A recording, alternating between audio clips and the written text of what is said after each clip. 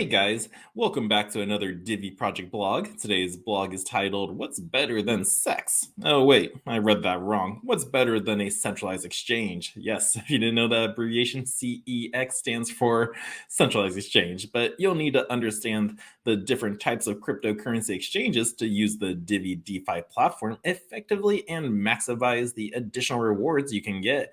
So a nice little article and kind of little tease to the DeFi platform coming to Divi soon. So they've been working on that. We don't have a specific date for when it'll come out, but it is on the road and they just keep teasing it along the way and helping us to get educated and ready for it. So yes, this blog is on centralized and decentralized exchanges. This is part 2 of the DeFi education series by the Divi project. So thank you for this article and let's go over it.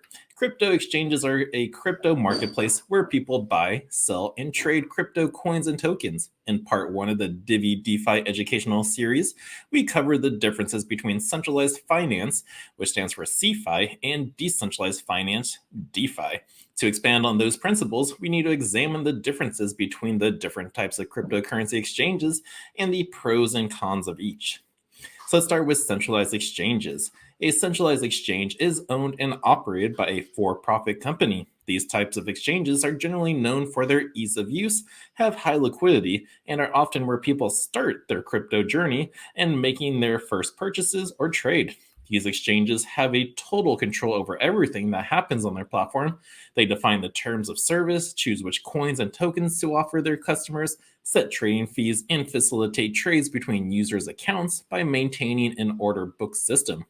Most importantly, the exchange is also responsible for the custody of users' assets while they are held on the platform.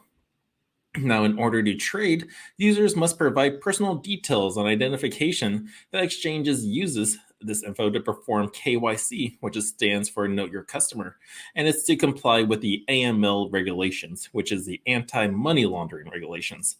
Now, centralized exchanges may also only be available to customers in certain countries or regions, and they may limit different platform features depending on the customer's location.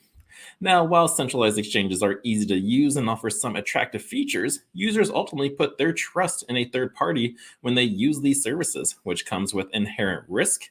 When customers sacrifice custody of their assets, it means they don't own the private keys. That gives them the control over their funds and entirely reliant on the security of the exchange. Again, not your keys, not your coins. You want to be in control of your private keys. That's the only thing that gives you access and personally holding your cryptocurrencies and assets. So when you deal with centralized exchanges, they're in control of it and you're trusting them with it. So customer assets could be at risk if the exchange has a security breach or is hacked.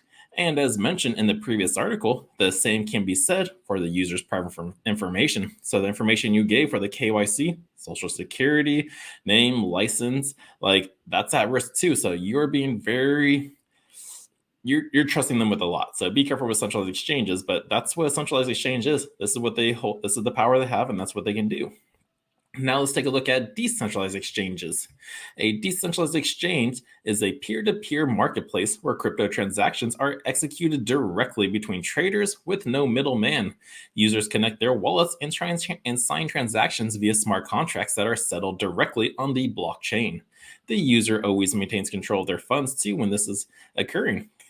Decentralized exchanges generally only offer trading between cryptocurrency tokens, since they don't offer fiat on ramps and don't typically need to be KYC compliant. Users aren't required to provide identification to use one. This allows the user to remain in control of all their private information without trusting a third party with it. So yeah, as long as you have a wallet and your seed phrase, you're in control. You can choose how to trade and handle these decentralized exchanges out there where you just log into your wallet. You sign your transactions via smart contract to your wallet. Like it's basically a click of a button. It's not a natural signature. And that is it. That's all that happens.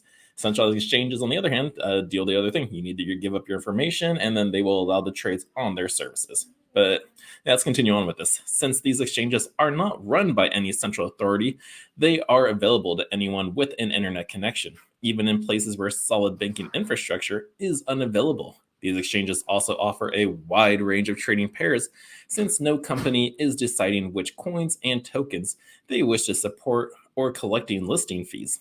Anyone can mint on an Ethereum-based token and create a liquidity pool for it in these decentralized exchanges.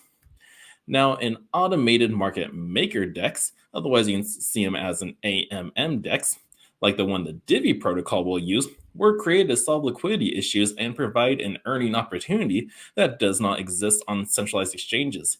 Market participants who provide liquidity to a trading pair can earn additional rewards in the form of liquidity pool tokens, aka LP tokens. So, very excited to know this. So, this is some good, solid information from us. So, we know now the Divi DeFi protocols coding and whatever they're going to be using. So, it's the automated market maker. So, very cool.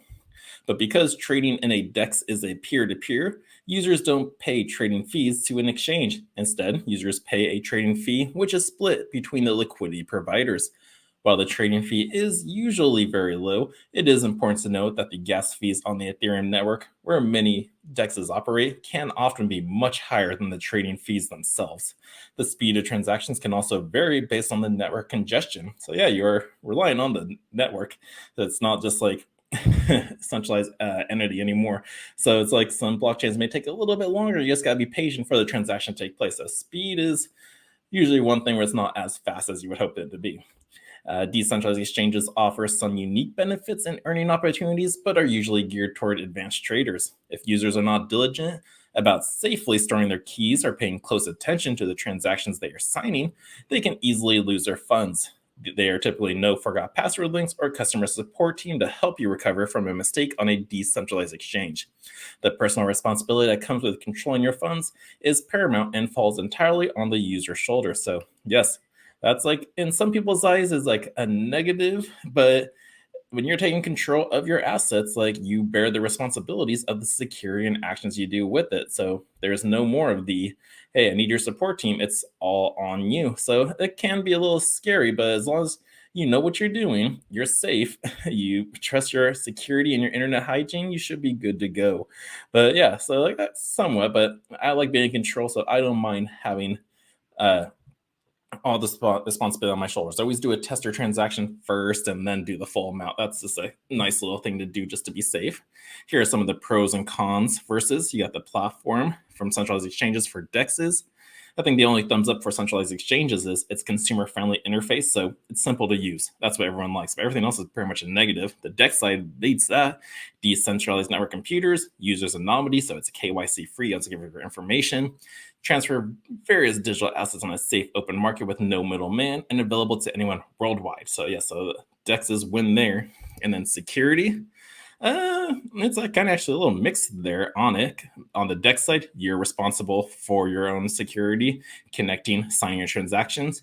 Secured in the centralized exchange, you're trusting them with your data. 2FA, like 2FA is really the only other option, but you're trusted them with the seed phrases. DEXs, you're responsible for that. Let's see, limited customer service. Yep, there's like limited or to none for decentralized exchanges. It's all on you. But with the centralized exchanges, hey, at least you get someone to call to see maybe they can help you out. But if they can't help you out, then it's kind of stuck.